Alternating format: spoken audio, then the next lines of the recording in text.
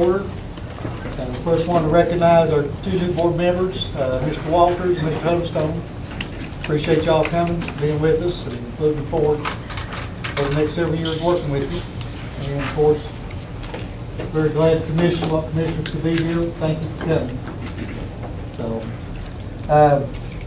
I'll turn it over to Mr. Boyd and let him introduce the Lewis Group, and we'll see what goes. Sure, yeah, that's, as we start, I just want to reiterate, thanks everyone for being here.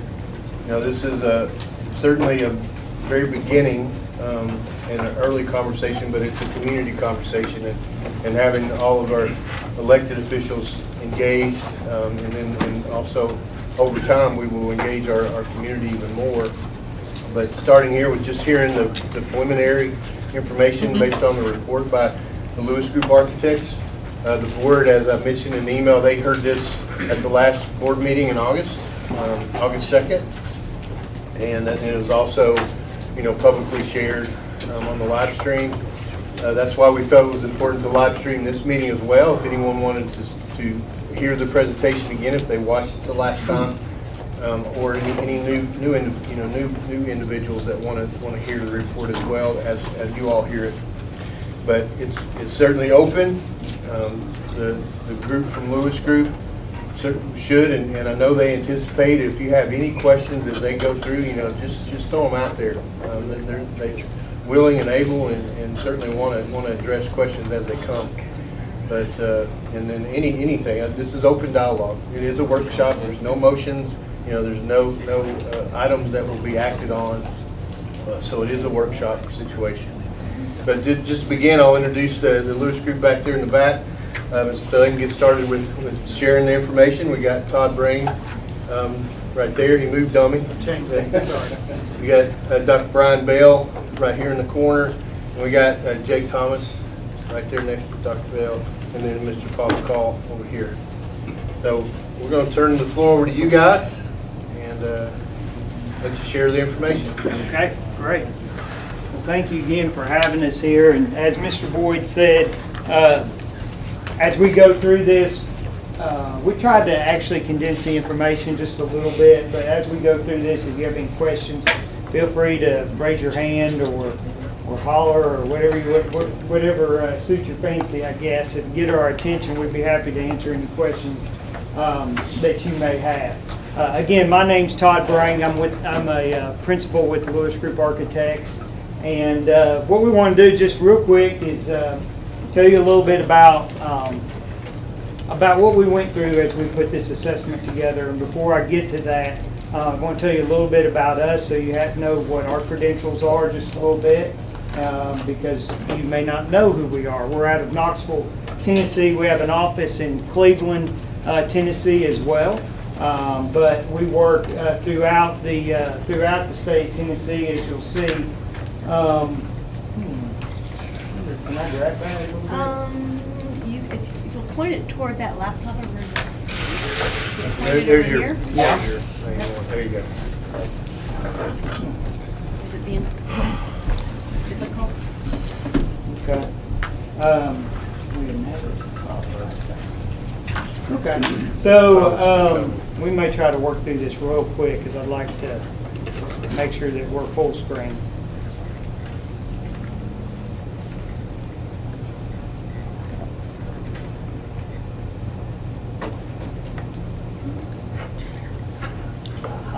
There we go. Perfect. Very good. Okay, so just to tell you a little bit about who we are and a little bit about what we went through. Some of our program participants, these are some of the people that we talked with. We actually went through each of the, let me back up. Dr. Bell, who is our educational planner at the Lewis Group Architects, former educator, director of schools at Alcoa City Schools, and director of facilities in Blount County, and works for LMU as well. He is our educational planner and has been with us now for a little bit over a year, but he and I and the Lewis Group have worked together for multiple years through many different types of projects. But so Dr. Bell had the opportunity to go to every school, meet with every principal, sit down, hear their thoughts, needs about about their individual schools. So you'll see every principal listed up here. We also spoke with Bob Kentler at the Chamber of Commerce in Johnson City, and Washington County Planner, various administration and staff with Washington County. And then our team consisted of multiple people within our office throughout about a 6-month period. A little bit again about us. As I said before, we're out of Knoxville, Tennessee. That's where we're based out of. We've been in this business now we're actually celebrating our 40th year this year, where we practice architecture, master planning, and interior architecture. And but our 2 areas of focus is healthcare and educational projects. And of lately, assessment seems to be a pretty hot topic. And so we have completed about 5 assessments in just the last few years across the state of Tennessee, from Dixon County to Jefferson County to Roane County here in Washington County. And so we're very familiar with what it takes to put together an assessment. Some more things about us. We work with the Tennessee School Board Association, been recognized with them multiple different times. We've been involved in over $550 million worth of construction and school type projects.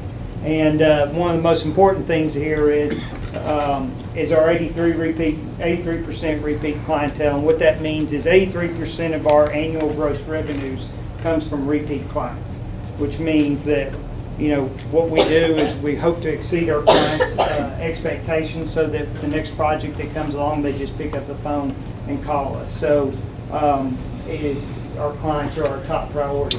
As I said, we work across the state. This is just to let you know kind of where we've been, where we've worked. Over 250 plus projects in Tennessee throughout 20 different counties and 24 different school systems.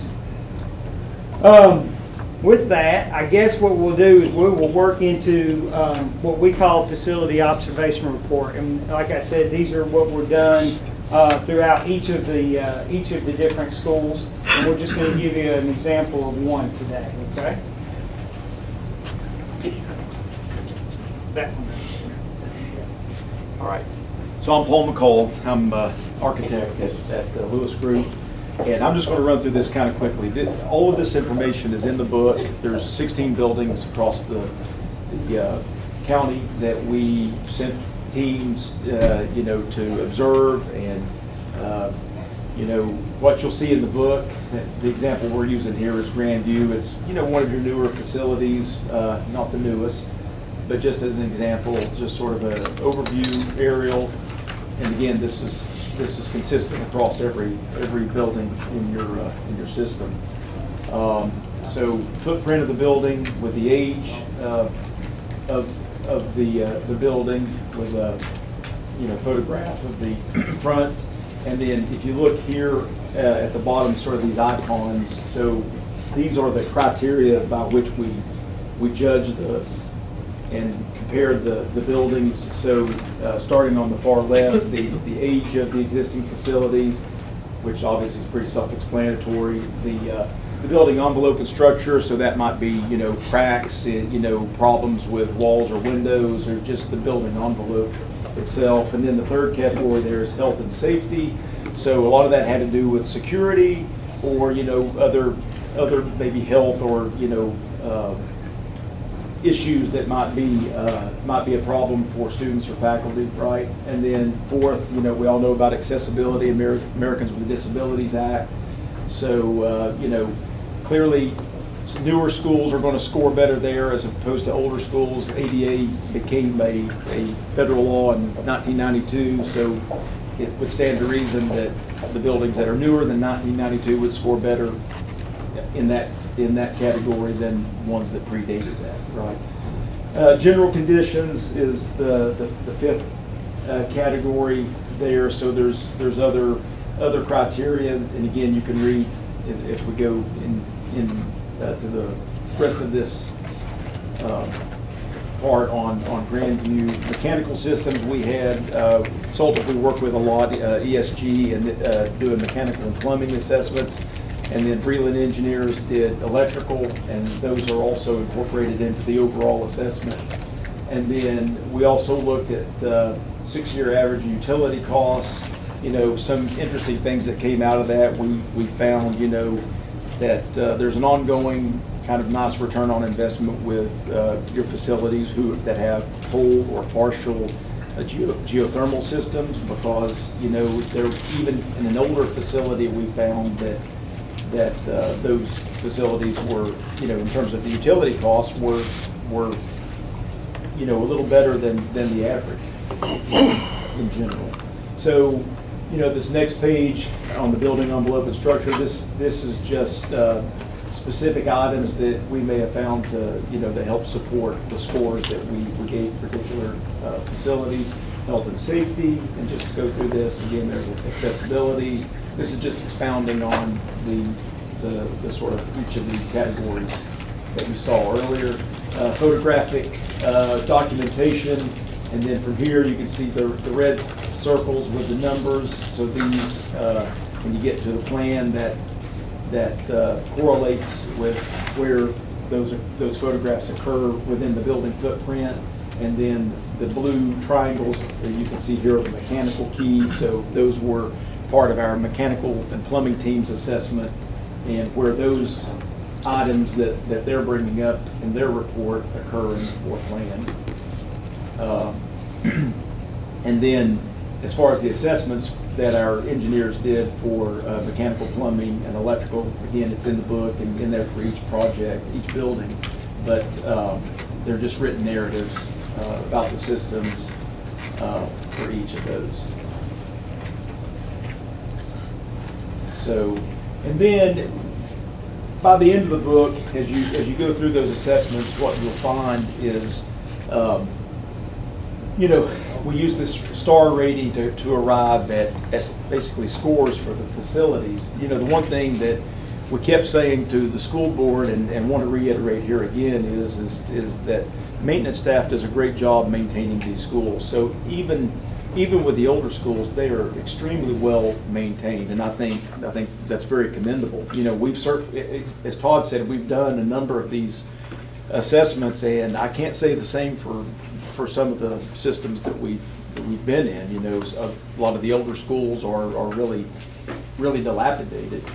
So the main takeaway that I'll just say about this score sheet, if you will, is that if there's a building that scores really low in here, it's all relative to within the system. So Boones Creek is your newest school, and it's no surprise that across these categories it has the highest score, right? It's a brand new school. It may not be perfect. You may have certain issues and know that it's not perfect, but I think the age of the facilities in many cases has even with well-maintained buildings, has a lot to do with sort of how the overall rating,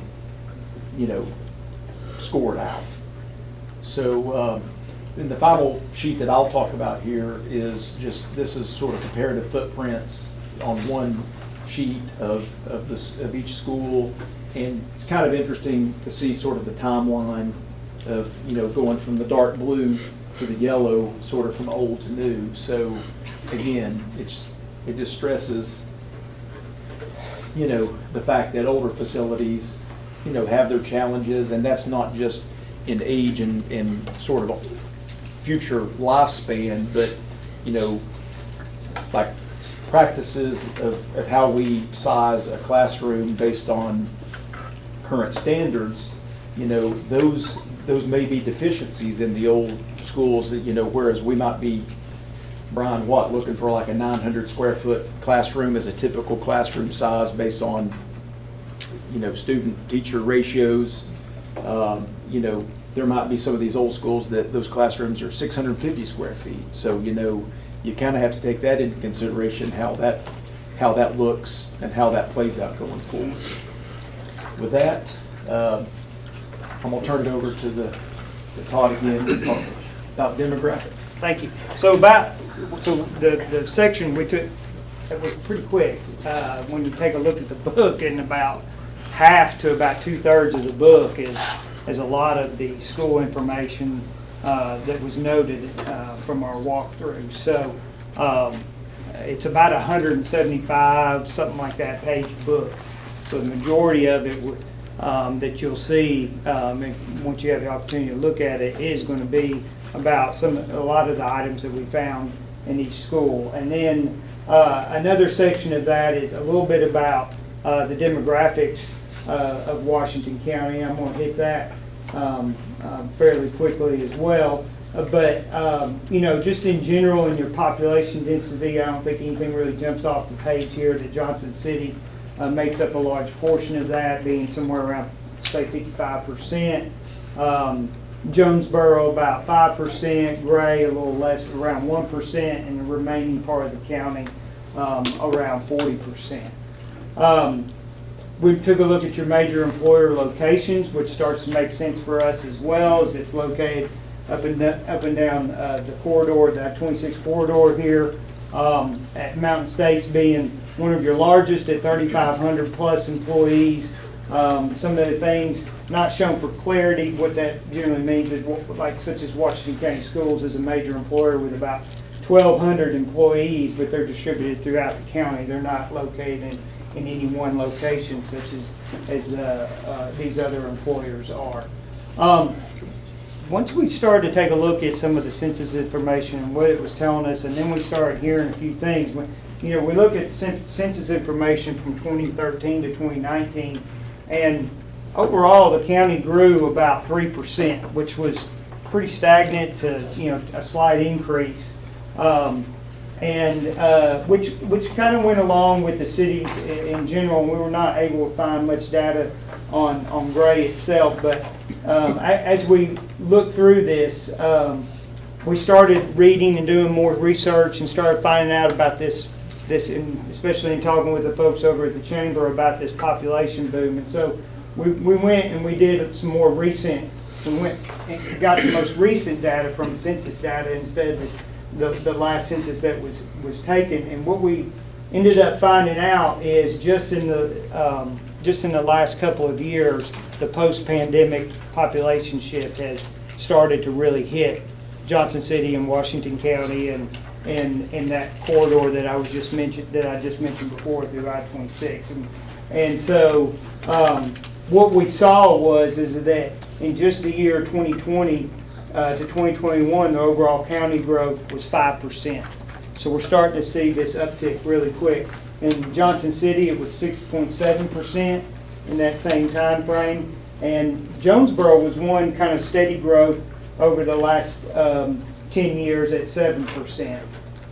So we started to track that down a little bit more, and as we talked again with more and more people, we started looking at, started finding out that this was the area that we started seeing the projection of growth, and in this part of the area of the county. Mostly, it's obvious because of its proximity between Johnson City and Kingsport. And this is where a lot of your growth is happening, which that's probably no surprise to most of you. As we started going down that, started doing more research and figuring out what was some of the things that supported some of this information, we started finding things like just in spring of 2022, in the top 20 emerging housing markets in the United States, that Johnson City is number 17. Now, I'll actually come back to that in a second. This was according to Wall Street Journal. The age demographic that's relocating to Johnson City from 2020 to 2021 is 57% of those are 21 to 42, which are what we would call childbearing age, right? And then as far as what I was mentioning earlier as well as the pandemic population shift, domestic migration per 1,000 residents in the United States, Johnson City is ranked 6th and Kingsport is ranked 5th. And since that time that we actually put this on our into our presentation, we found out that same publication came out with something just in July that Johnson City has went from 17th to number 3 in emerging housing markets. And then it has a population, as you see here, which we know that that's not, but this is a metropolitan statistical area, the MSA population, which would include, I believe it said 3 different counties. Is that right, Paul? Yeah, that's right. And so, it's that area that is going to, so it's not just Johnson City. We're going to start to see that growth within the county as well. You've used projections and actual numbers interchangeably, and I'm just wondering, because I'm sure this data is going to be relevant as we go forward, what's important is, are we seeing a change? We have seen a change in numbers to this point. What do we know about projections going forward? Like, those are 2 different sets of data. They are. Their projections obviously are just that, projections. And as the school board even pointed out to us before, that they've been through this process, and there were some projections that were made that maybe didn't necessarily come true. And I think you'll see in our recommendations that our projection, or our recommendations are based over a time period, so that when you start to look at implementing some of the recommendations that you're going to hear, you're going to have time to see, are those population projections coming true or not? And right now, what it's telling us in the last couple of years, the actual data is that the population trend is heading upward. So we'll get to that just a little bit further. Just the basis for knowing whether that continues or not is, based on what? I think the Chamber of Commerce, Dr. Bell, if you want to add to that as well, I think they as well think the projections are moving forward. We looked at all of our data points, the census, especially the last 2 years, information we received from the Chamber of Commerce and Jonesboro Planning Department all indicate that in the northern section of Washington County, the population is going to grow. Now, do we know how much in the next 5 to 10 years it's going to grow? Of course we don't. We do know that based upon housing starts and based upon the data that we receive, that we project that the northern end of the county is going to grow. Now, as Todd said, that's why we gave it a 10-year window, so you can kind of check and balance what we're doing. So if in 5 years, it looks like what we project is going to happen with Boones Creek and Ridgeview and Gray, well, then you can take the proper remedy. And if it doesn't happen, you guys, are good. Okay. Dr. Bell, actually, that's a great point segue for you then. I'll let you move in as we go from demographic days or recommendation and key points. And thank you. Nice to be here talking with you folks again. As we said, during the 6 months, and now it's been about 8 months since we started the projection, we've made multiple trips up to Washington County. And we really enjoy and love your community. I would move here, but I really don't want to add to your problem about girls and my kids. But it is nice to be here again. And it's somewhat, in all 3 of the times we've met, it's somewhat intimidating to go ahead and tell folks in Washington County about Washington County from folks from Knoxville. So it's kind of intimidating, but all we can do is look at the data, the information that we've received, and put our best point forward. Once again, we tried to be as unbiased and objective as possible. And I think it shows in our report. So after we gathered all of the information and talked to all the folks we talked to and looked at all the things we looked at, several key points came out of the assessment. The first one, Paul alluded to, was your building maintenance is excellent. You guys have some older schools, and they are just really in nice shape. So kudos to the Washington County maintenance group. One thing we did want to add was through our individual building assessment that we are going to recommend some enhanced security features. Not that your security is bad, because it's not. And that's kind of the catch-22 you get into when you say you need to advance your security, and people say it's bad, and it's not. You've made great investments in school cameras, in access control, in perimeter fencing, in your SRO program, great advancements. But a little more can be done to bring you up to current building standards.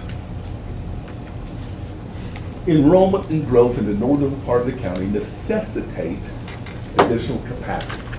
We project that in the next several years, Boones Creek, Ridgeview, Gray, and probably, based on our recommendation, Daniel Boone High School is going to run out of capacity for the projected population in that area. We also think that future capital investments in property in the next 5 to 10 years is a wise move to accommodate the growth in certain parts of the county. And then finally, we found out that the enrollment growth rates in the southern part of the county would necessitate some boundary adjustments, and we'll talk about those in a minute. So the first one, and I can categorize these in 3 different areas. The first recommendation is based on school safety. Recommendation 2, 3, and 4 are based upon projected growth in the county. And recommendation number 5 is based upon school age and educational equity. So the first one, we have recommended campus security upgrades at each school other than Boones Creek. Design and install secure vestibules. So a secure vestibule basically means that before anyone enters your school, any visitors enter your school, there's a chance to get 2 sets of eyes on them. One going through the front door, the other one then redirected into the main office or another area where someone else can lay a set of eyes on them. This is standard modern building, school building trends going on right now. And we recommend that every school invest in that. There's some other things, if you read your report, there's some other things, some fencing, some doors, perimeter fencing, and so on, that you can find at individual schools. But the major recommendation is the secure vestibules, the sally port in each school. And this is kind of a block diagram to show what they are. Recommendation number 2 is a boundary change. Because of Ridgeview nearing capacity, and I haven't looked at your enrollment right now, Mr. Boyd, but it's probably still nearing capacity or maybe at capacity. We would recommend moving some students in some peripheral areas from Sulphur Springs or from Ridgeview to Sulphur Springs, and then from Ridgeview to Gray. And once again, these will have to be assessed each year, because we can sit here last spring and make this recommendation that you take this area and this area, but it really would have to be made on when you're going to do this. If it's going to be next fall, look at the fall or the enrollment at the end of this school year, and then base it. Sometimes we can get in and say, you know, everybody from north of this road can go, but we're doing that 7, 8 months ahead of time. As like everything else in education, things change. So the closer you get to making these boundary adjustments, the more tight you can get on what areas of the county can be adjusted and those students can be moved. Second part of that recommendation is to the south, to take advantage of additional capacity and do more of an equalization. We're talking about expanding the zones north now. So you have Grandview that is nearing capacity. So we want to move that zone north so more students that are at Grandview can now go to Westview. And to keep Westview within capacity, Westview is going to send more kids in this area down to South Central. And once again, as we get closer to the time that you implement this, you can get and tighten exactly where those boundaries should be moved. Recommendation number 3, and this would be in the northern section based upon the population projections that we perceive are going to happen in the northern area of the county. And this would be buying land for a future elementary school in this area, off State Road 36, kind of east of Judson. This area, you're way more familiar with this area than I am. But the idea would be to put an elementary school there and then rezone to relieve the overcrowding at Ridgeview, what we believe is going to be the overcrowding at Boones Creek. And then what's going on at Gray. And Gray is close to 90% capacity right now as well. Once again, in the next 5 to 10 years, land should be purchased, and we're recommending, if needed at that time, an elementary school in that area. Now, taking all those things into consideration, Boones Creek, Gray, Ridgeview, they all funnel into Daniel Boone High School. Daniel Boone High School is nearing mid 80% capacity. We would recommend building an additional wing on at Daniel Boone High School in the next 5 to 10 years, probably closer to 5. Between 400 and 600 students, 13 to 16 classrooms, and once again, Washington County Board of Education will decide what core capacities to expand, what CTE programs can be introduced into that new facility. And the final one is a land purchase in the northwest sector, right off State Route 81, north of Gray Station. Once again, you guys will wait for them. I think I've been on that road twice. This is where we talk about age of facilities and educational equity. Both the core parts of Sulphur Springs and Fall Branch were built in 1939. Once again, the buildings are in great shape right now, but they're built in 1939. 10 years from now, they're going to be mid-90 years old.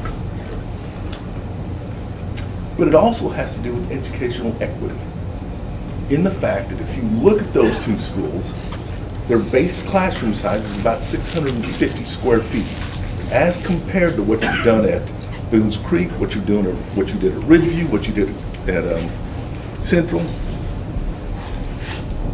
or not Central, Grandview, and what your new Jonesboro Elementary classroom size is. Educational equity. Those kids at Sulphur Springs and Fall Branch, even though their teachers are probably fantastic, still will not have the same educational experience as the kids going to one of those other larger schools. Those are our recommendations, and we'd like to open the floor for questions, comments, observations. Quick question. The suggestion of relocating students, did you all calculate a transportation cost for that? What Well, that impact would be? We did not calculate the transportation costs. What we try to do is calculate the minutes on a bus for a student. Okay. And what we didn't want to do was put any student over, I think it was 45 minutes on the bus.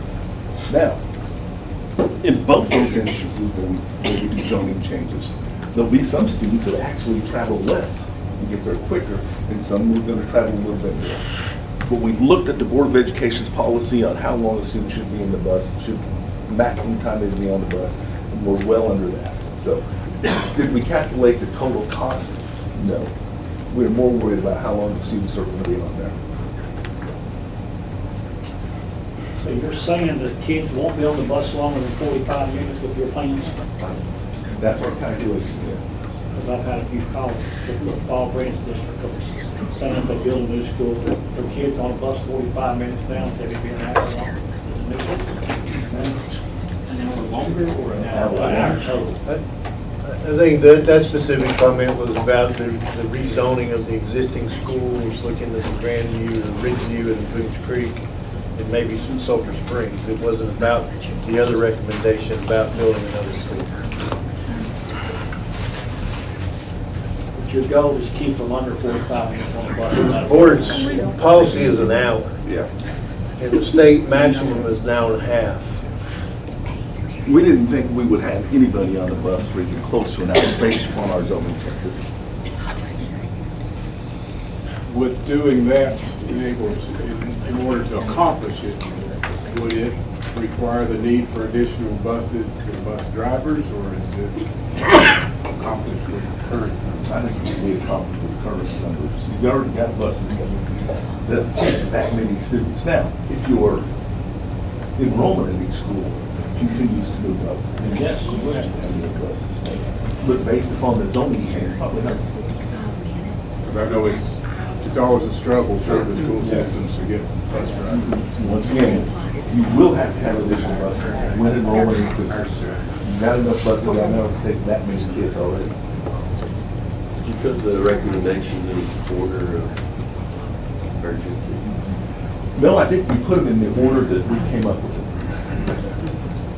Honestly, first thing we did was we looked at individual building assessments. Well, I would think that the safety one should be number one. Yeah, and that's the first thing we did. We looked at individual building assessments. Okay.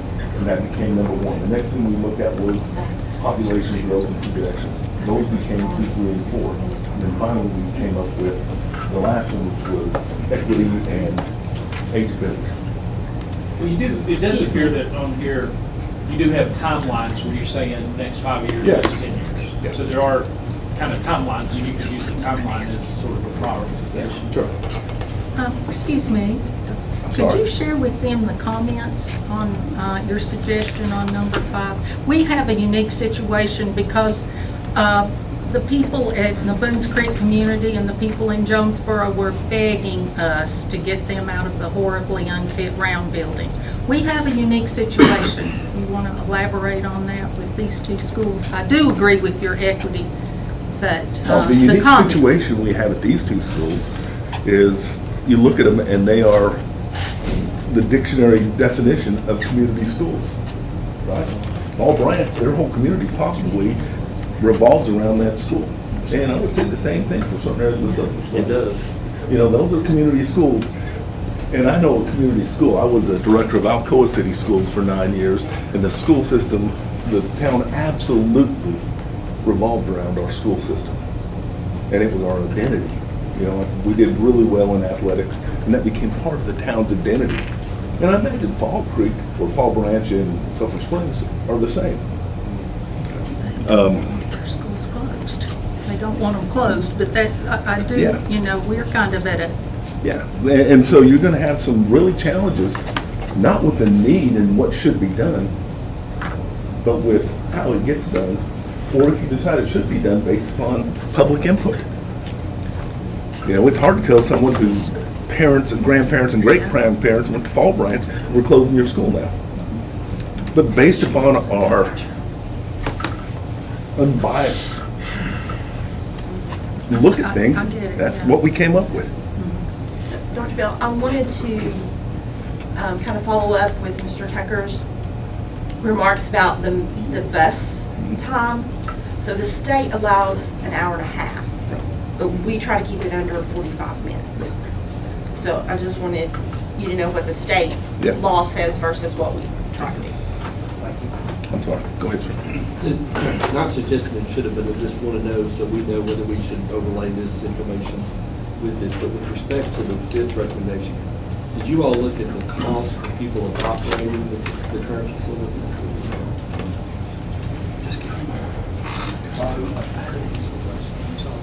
I'm curious as to whether your recommendation took into consideration the cost for people of operating the current facilities. And I'm assuming it may not have, I just want to. We did it for utility costs. Yeah. That's not holistic. Right. Per There's a lot of other square costs. footage and per sheet. Thank you. Yeah, they focused on that cost of the actual building. I mean, we annually provide it and report the per pupil Yes. cost by each school. And that includes utilities. And I wanted to know that so that as we move forward and have future discussions, we know that has not, you know, that will add on top of this recommendation. Kind of related to that, it sounds like we have recommendations, but not necessarily an implementation plan. So when you get to the point where you know which of these you're gonna do and how, then you would have sort of a step-by-step plan. Then you would be in a position to figure costs over time. How does that happen? How do we move from this step to that? I may have missed something, but how do we move from this step to that? As an architectural firm, we were charged with making recommendations on this. Sure. Once we make a recommendation, we hand it off to the Washington County Board Right. of Education in the central office. So it could be a question for you all, like, do you have thoughts on how to And move? they help us, and we can help them security. develop what an Number one. implementation plan would be. Well, the board's really adamant on, it matches the number one recommendation. That's the immediate priority, is strengthening our security measures, even though we do have many in place, but it certainly is room for improvement. We have something there'll always be room for improvement for, but that was the number one priority that had been expressed as a board. So, our plan would be is, as we move forward, immediately, we're gonna identify, as an example, there's, Daniel Boone High School, the entryway. Many people in this room understand what it means when you go in that building and you go straight into the cafeteria and then around the corner to the office. That's an area that would be high priority to address. That's construction cost. But that would be associated with number one. The rest of it is that would be, especially when you're talking about rezoning and then potentially the purchase of land with the idea of 10, 15 years down the road building a new school. I mean, that's a community, that's engagement groups, focus groups, that's getting people involved in the process. And that would have to take place before you kind of finalize and make it concrete about what your plan is. The addition to the school in, I'm sorry, go ahead. The addition to the school in the north, could you go back to that screen, please? I'm a little, I know that a lot of new areas are going in, and does this show the Johnson City boundary? Is it? Yes. That's kind of the, The pink area is Johnson City. The pink area is. No. I take that The back. white area. The white area is Johnson Yeah. City. The pink area is Boone's Creek's boundary. Okay, so that is something we additionally need to watch on that, because a lot of the newer places are asking to be annexed into Johnson City, so that's something that we do need to watch as far as that goes. I've heard Dr. Burnett talk specifically about building a new school out that way. I have too. And that's, Was any of that taken into consideration?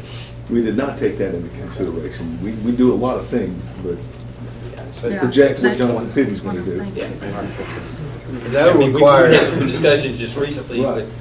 Just they're maybe to help, looking to that. school board members may not be aware of this, but Johnson City leaders are beginning to talk to us about where we have some large subdivisions coming in, talking jointly about infrastructure and roads, and the comment that was made to me by current commissioner, former mayor, was that if we don't work it out where they're annexing it, then it'll be, the infrastructure will be our issue. So I think they're very serious about trying to take in a lot of that territory. That's what concerns me, yeah, I agree. Well, are they allowed to take it in? I thought they had to be, your people had to be asked to be able to go in. They do, but if they're gonna get sewer out there, they're probably gonna be asking to go in. And the majority of those developers are asking because they need the infrastructure, they need the water and sewer. They're just wanting us to help on the front end on roads, probably. I don't know that, we haven't gotten that far, but they're just beginning to say, we need to sit down and talk about this, so that's probably. And I will tell you, being a former city director, is that when a city school system builds a school, it's for city students. Yeah. But, that's a conversation definitely would need to be had, even between the two elected boards of education. I mean, that's part of it. They have their own studies and data and other bodies. And yeah, we all need to be talking, because it is Washington County, whether it's Johnson Right. City or not, and we don't want to duplicate effort, we can't. And then number two, we want the best solution for the whole county. I really think, we talk about regionalism. We've got to start with county first, and I think that both school boards, both city and county commission, I think all four bodies need to get together and clearly map out what the next 5-10 years look like, and sort of gain some agreement on that so that everyone is making solid plans and in conjunction with each other. I think that's a very good point. We've got to get together on this. Well, there was a lot of conversation about transportation, and the thing that comes to my mind is, and I imagine it would be difficult to include it here, but when you talk about the rezoning, my general impression, and I saw it as my kids were young, is each year more and more kids are arriving at school via their parents' car as opposed to the bus. does the school board have, or did you guys do? It'd be interesting to know at each school what percentage of those kids ride the bus versus arrive in cars. Does the school board have any of that kind of information? We had a study done about 3 years ago on that, and I don't know, Jennifer, you remember the numbers? But Because again, I think that's an impact on transportation costs, because theoretically, I remember Dr. Flannery always saying, those buses travel the same miles, but in my neighborhood, in the city, and I know there's different systems, the city didn't come by every house. The city would say, we're gonna stop up here, and your daughter gets to walk a half mile just to get on the bus. And so I certainly get the impression, the county doesn't do that, but I think transportation, as you consider transportation, you need to take into account the fact that a lot of these students are arriving in the car and not on the bus. With that being said, if that kid lives here around with mom and dad, that don't mean this kid is. That's right. So the bus still has to go. Well, that's what Flannery always said, the bus travels the same road. and when it snows, I got to get that kid home because his mom and daddy's done gone to work.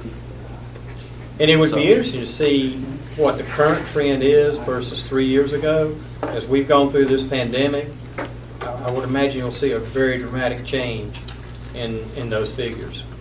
That may not revert back. I would don't doubt that think they we'll will. see much of a change. Well, we haven't seen a huge shift in ridership. Have you not? No. So we know how many kids ride our buses, but there are some kids that ride our buses sometimes. And then there are those regular riders.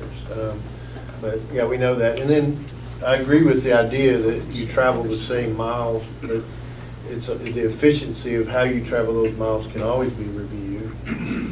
So, I'm not going to go out there and say that if there were some changes, we wouldn't have to either add buses, but I think we have the capacity, just looking at our number of buses, routes, with just the adjustments.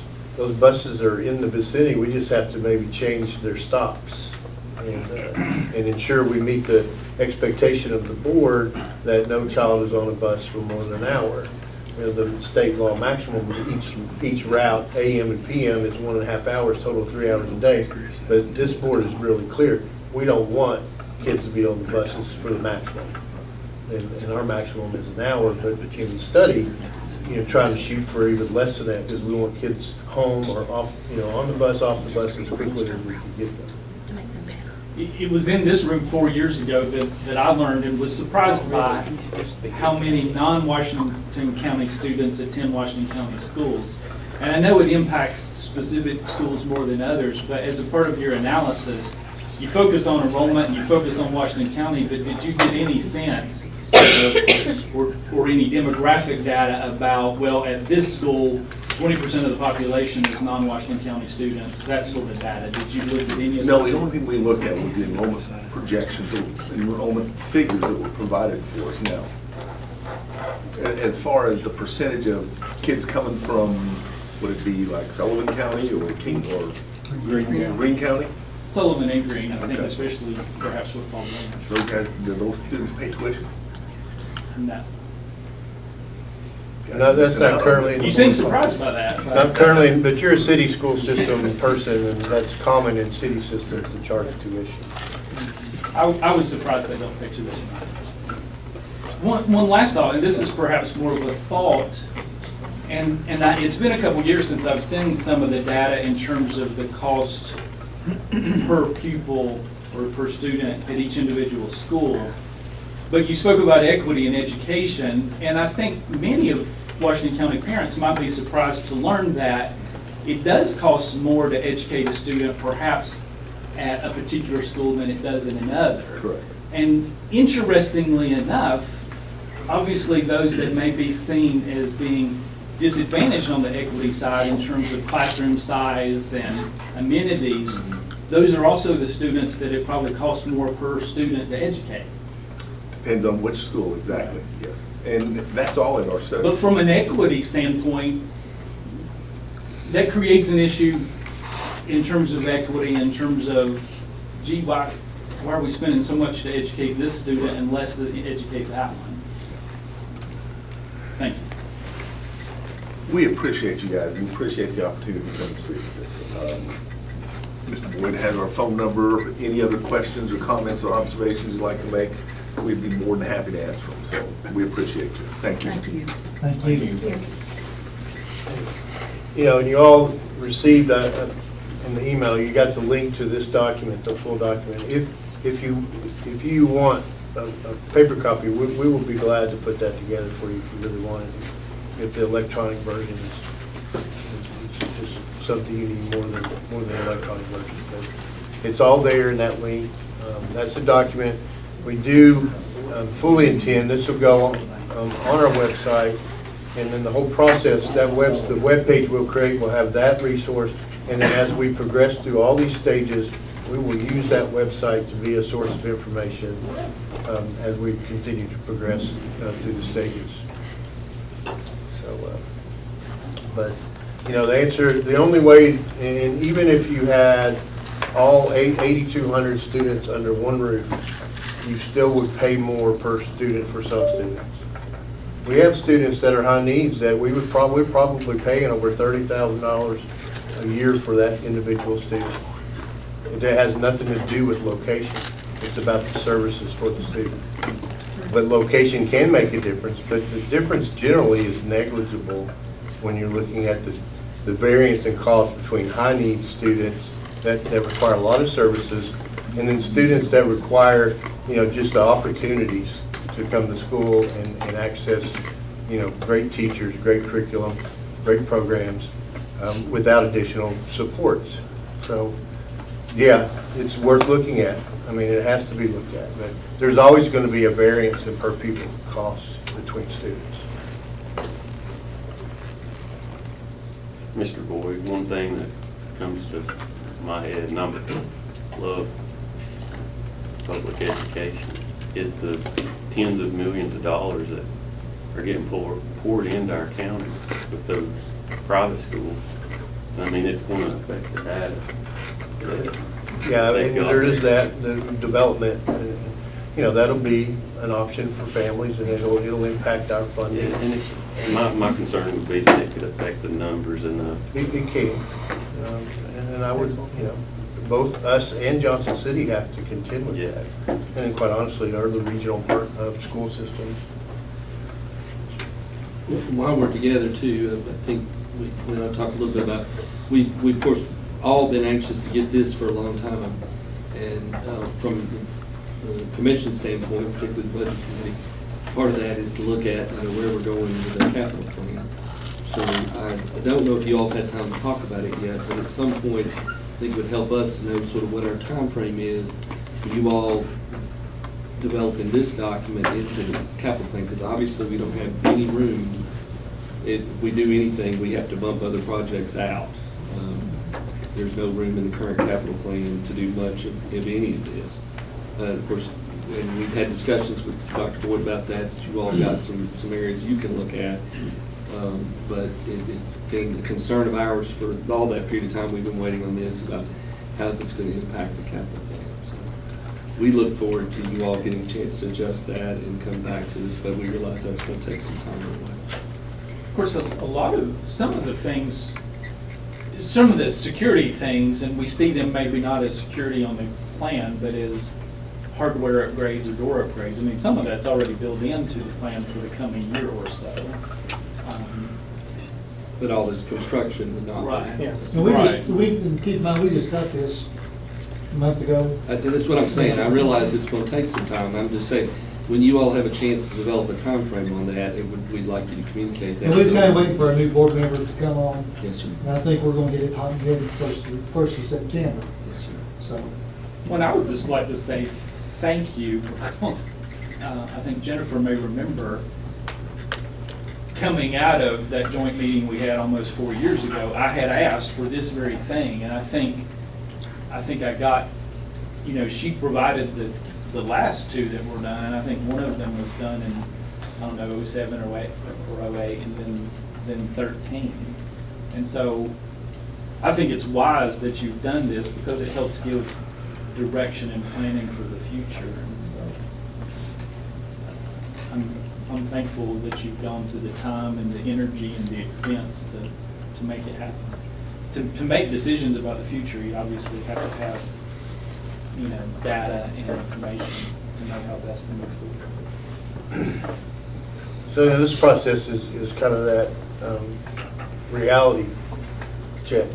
And then to Commissioner Jones' point, yes, now the really hard work begins of putting the details in and the actual steps in place to address, and the board has to determine which ones and how, and once that's determined, for example, we said the first one with safety, yeah, I mean, there's still going to be priorities that have to be made, and then looking at our educational capital fund and things that can be and should be readjusted, to adjust, and then other funds, and then, and then work forward from there. So this is really just to kind of set us up to begin the work.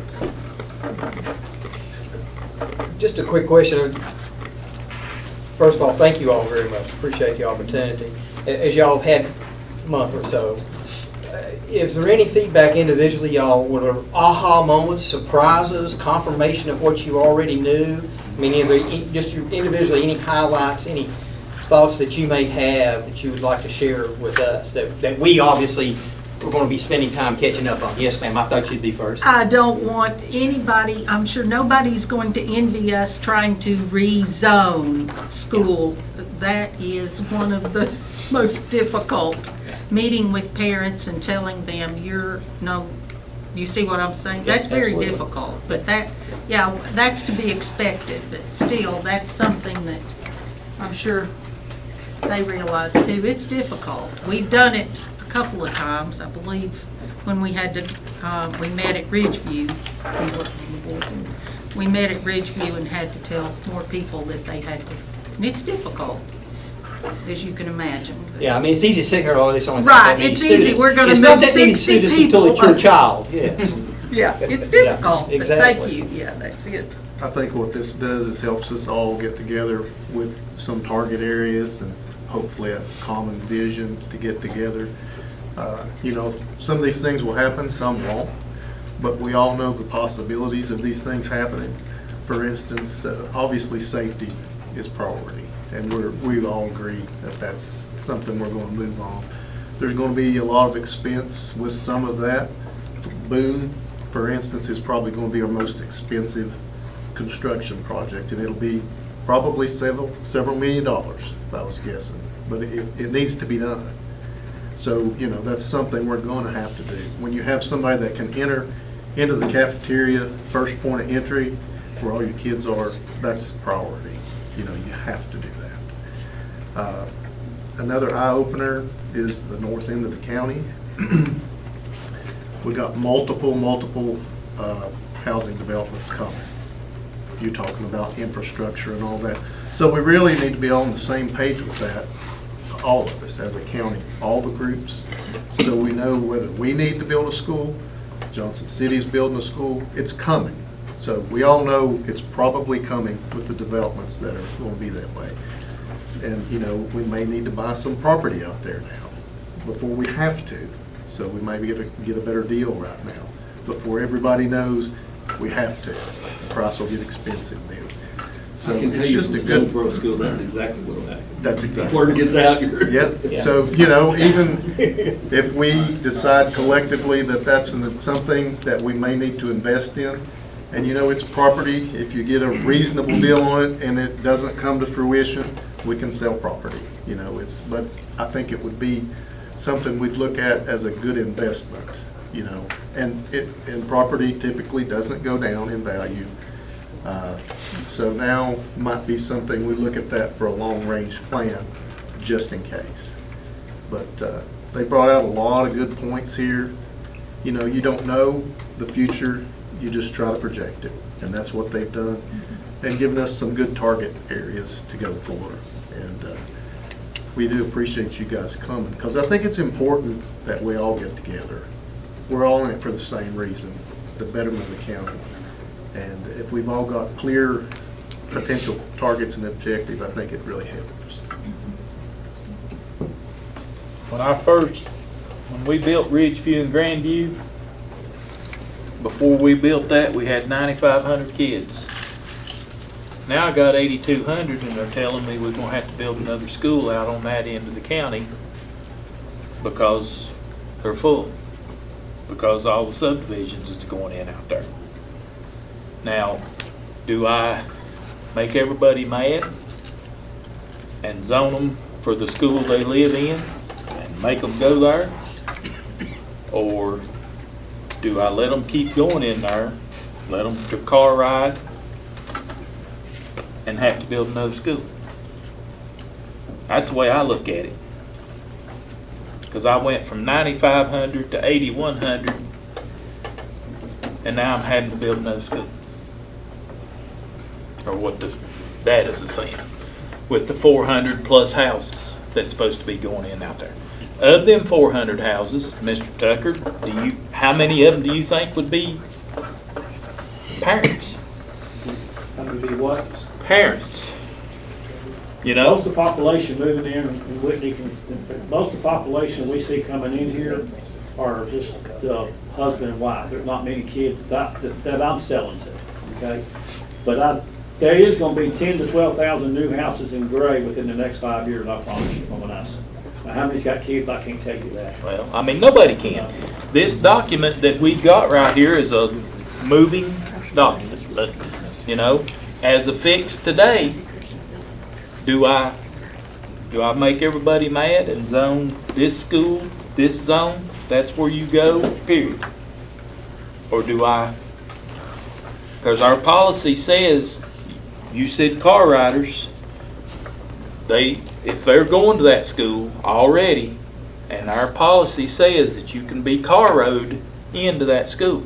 Our bus, we moved the zone, moved the bus, but they're still car riding into that school at Ridgeview. So, you know. Well, you make the big bucks, Steve. Well, you know, they're going to fuss at us and they're going to fuss at you because we're doing it. But, you know, what do I We have do? to tell them that we don't have any say in it.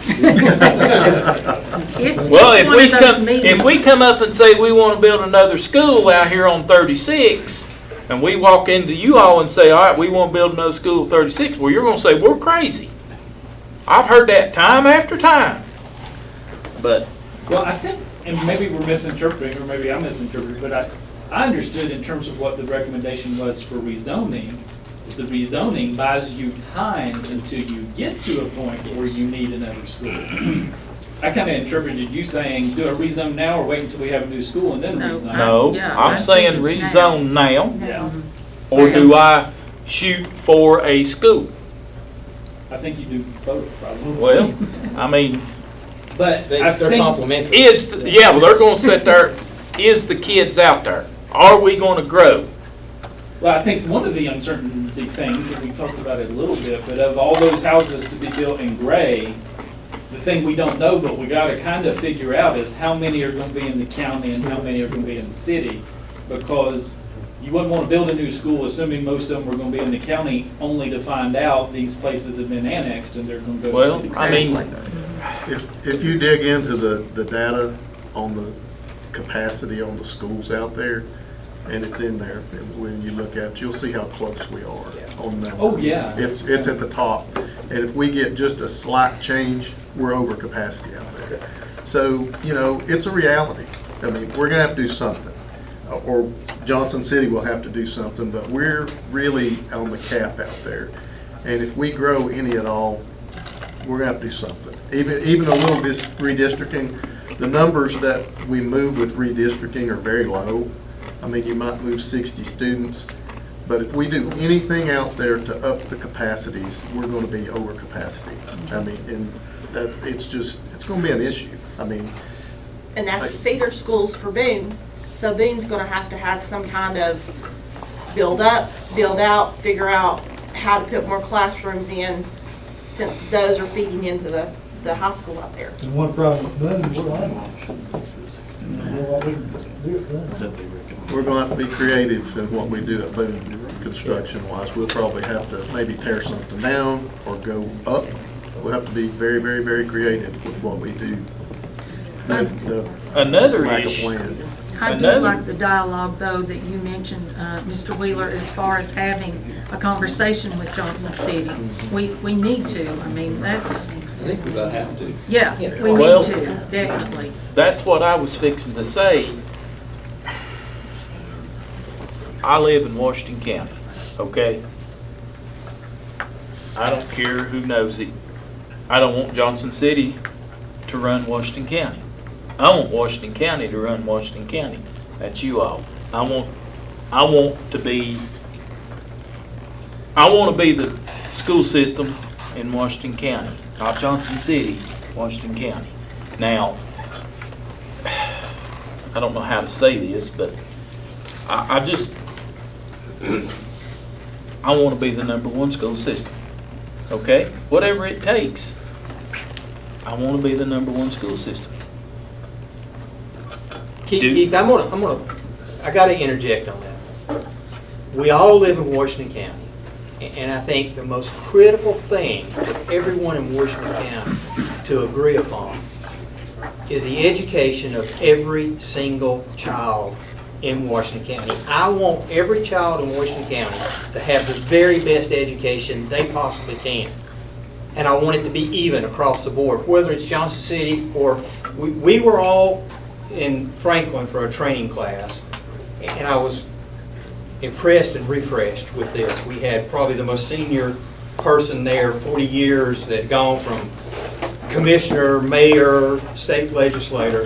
He addressed us and he said, in his 40-plus years, the most important thing was education. And I think we all recognize that, and we agree with that. But I think for Washington County to be the best and have the best schools, we've got to work with Johnson City. We've got to know what they're doing. Well, We've got to be complementary.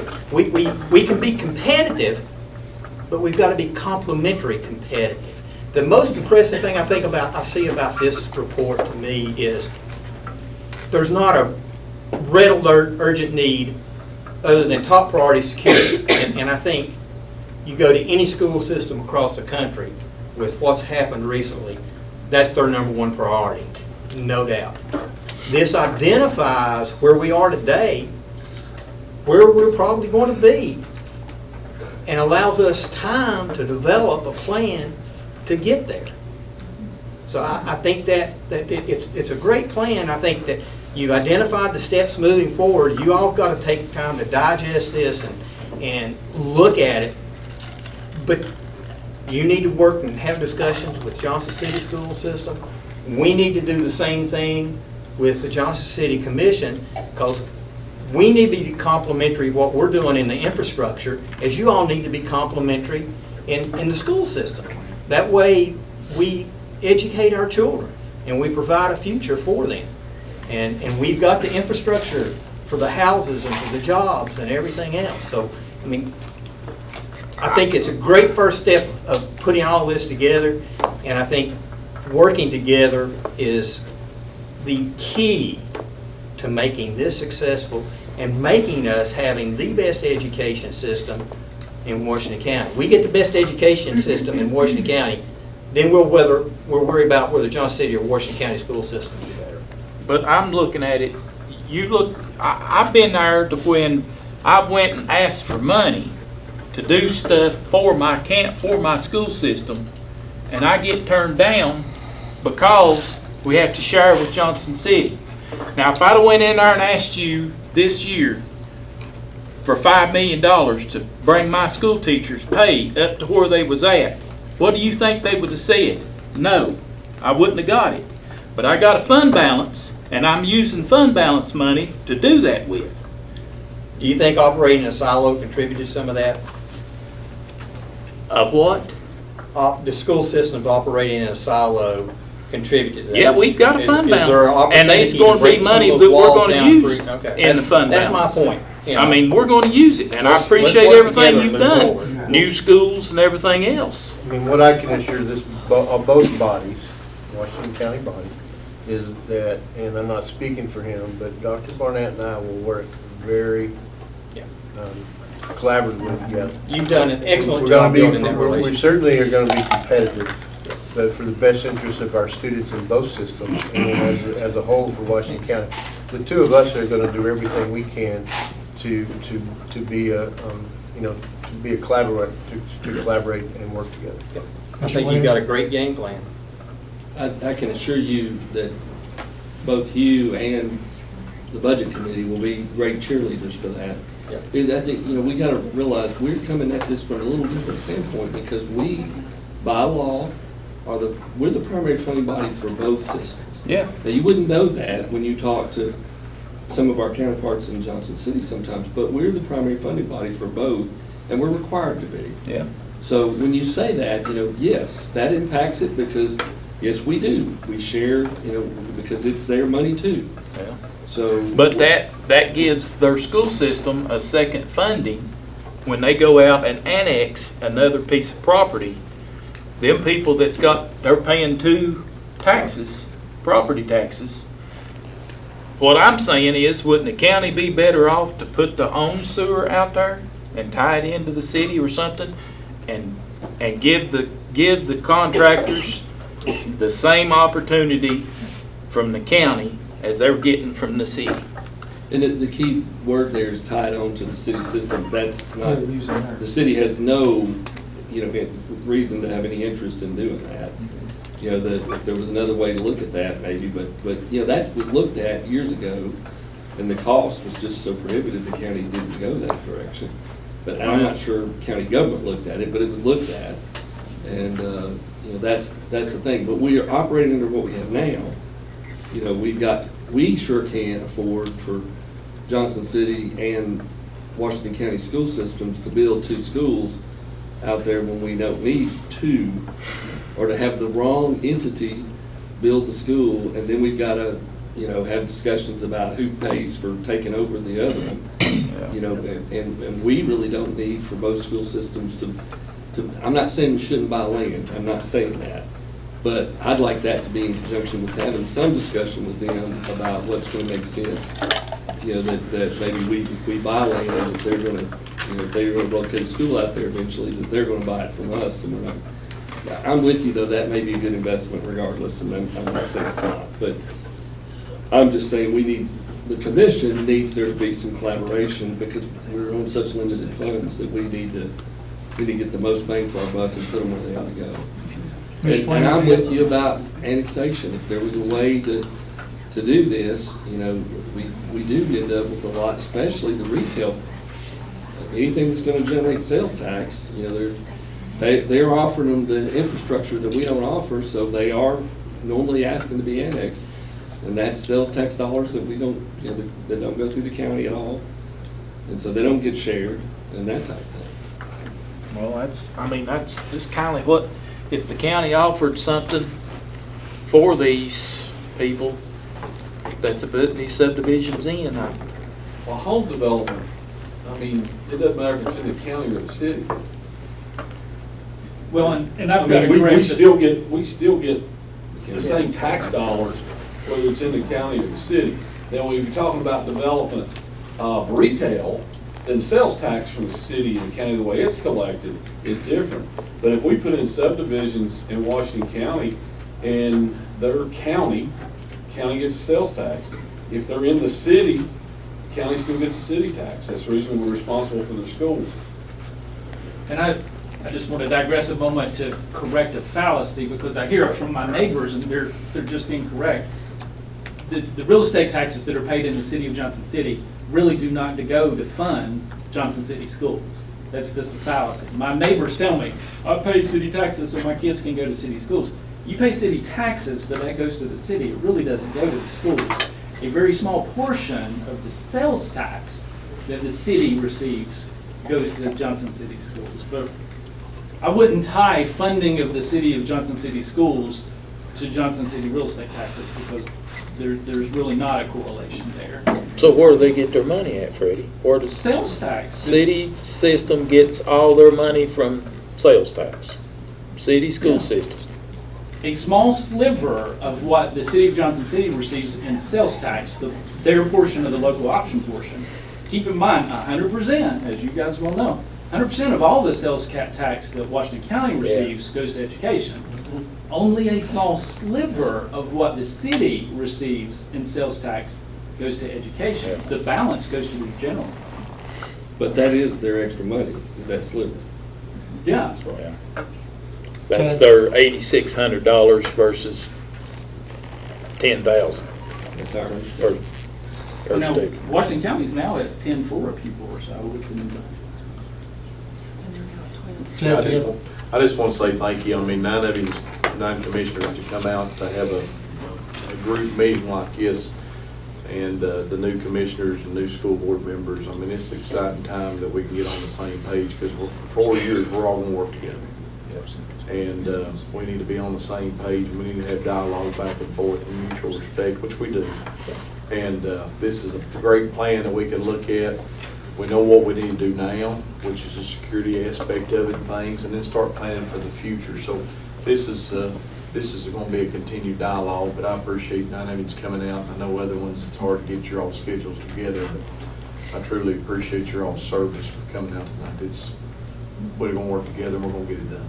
Ms. Jones, do you have something? I just wondered if you all were looking at the grants that are coming out of the Safe Schools Act for your security Always. projects. Yes, ma'am. You guys are usually all over grants. So. Yeah, I mean, Ms. McKinney, yeah, you know, and some of the grant monies, of course, would be to approach that. We're looking for other funds, and we're using grant monies for other security improvements.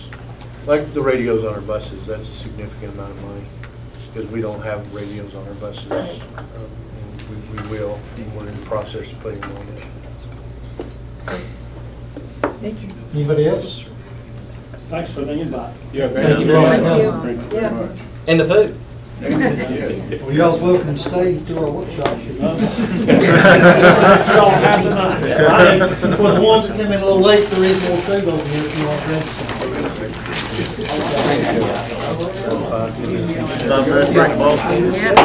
Let's take a 5-10 minute recess.